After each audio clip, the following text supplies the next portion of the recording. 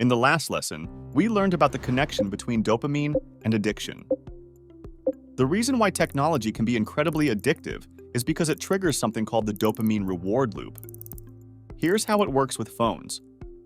Every time your phone dings with a notification, it's like the starting bell of a game. It could be a message, a like on your social media, or a news update. This makes you curious and excited. What's the message? Who liked my photo?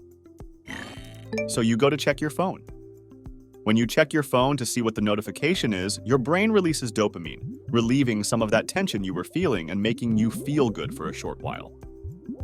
After you check your phone and get that good feeling, your dopamine levels will come back down again, leaving your brain craving more dopamine. So, what do you do to get another hit of dopamine? You check your phone again, hoping for more notifications or messages. Now it's become a loop. Receive notification, check phone, feel good, put phone down, feel bored, want more excitement, check phone, and so the cycle goes on. It's like being on a swing that keeps going back and forth with no end.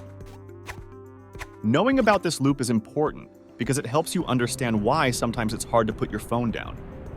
It's not just a habit. It's your brain enjoying the dopamine and wanting more.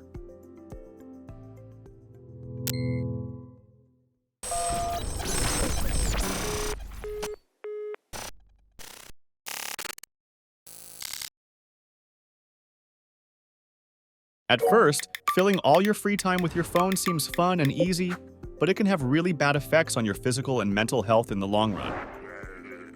Here's how addiction can affect your life in negative ways.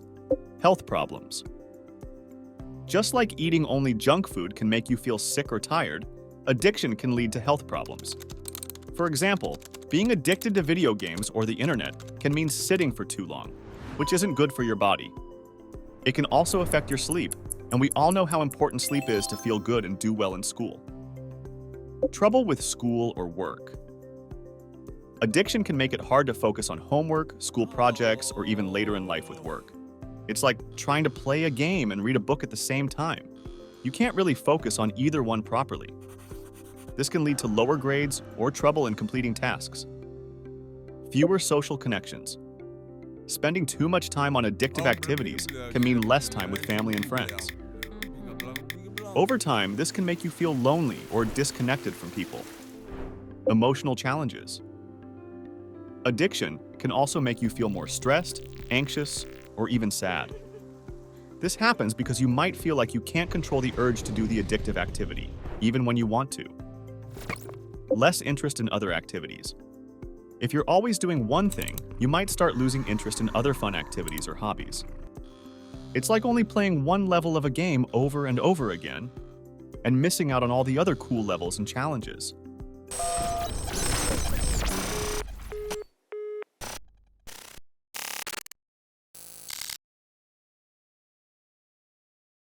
So what can we do to stay in control of our phones and mental health? Let's look at a few behaviors we can practice. Practice awareness. Simply being aware that things that feel good in the short term could feel bad in the long term is something that can help us make smart decisions. From time to time, you may find yourself in a state of addiction. It's okay. It happens to all of us. In these situations, it's important to not be too hard on yourself. You can't change what you did before, but you do have an opportunity to practice some self-control right now. In those moments, it could seem really difficult to start doing something healthy in comparison to the easy dopamine hits from scrolling on your phone. So start small. Doing something small to rewire your brain towards healthy dopamine habits helps you build towards doing more challenging things in the future. Create rules for your phone. When is downtime? Where does it go during downtime? Before picking up your phone, ask yourself, what is the purpose of me picking up my phone right now? And try to stick to that purpose. Set goals for yourself. Having a purpose in life minimizes the appeal of distractions. Is there a book that you've been wanting to finish? Is there something you wanted to get better at or learn? A new experience you wanted to try it? Practice healthy dopamine habits. Doing things like exercising, learning new things, listening to music, or setting and achieving goals all help you regulate your dopamine levels in sustainable ways.